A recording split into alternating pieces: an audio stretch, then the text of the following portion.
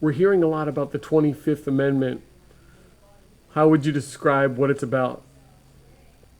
25th Amendment is designed to remove a president if they are incapacitated, unable to perform their duties. There are three ways in which the vice president under the 25th Amendment can become the quote-unquote acting president. First is if the president notifies Congress in writing that he's unable to function as President of the United States.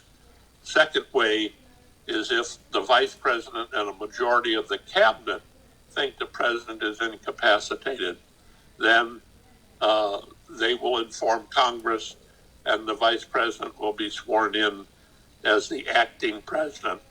And the third method is if a commission, if Congress investigates the health of the President and they find he is incapacitated, they can remove him and the Vice President will become a temporary or acting President. If the Vice President, in this case Mike Pence, is unwilling to invoke the 25th Amendment, can it still be used? Can it be invoked by Congress? Yes, if they investigate the health of the President and they find he is incapacitated, yes, they could. That's a pretty lengthy process. It's never happened. In fact, the Vice President has never instigated the removal of the President either. There have been times in which presidents temporarily have been incapacitated when they're on surgery and for maybe a minute, 10 minutes, a half hour, the Vice President has stepped in to become the temporary or acting president. With so few days left in Trump's term, is invoking the 25th Amendment or impeaching him a practical possibility at this point?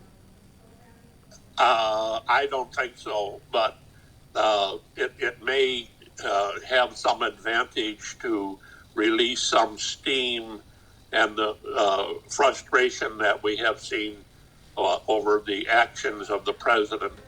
But I don't say with 13 days left, I think it would be unwise to try either of those methods.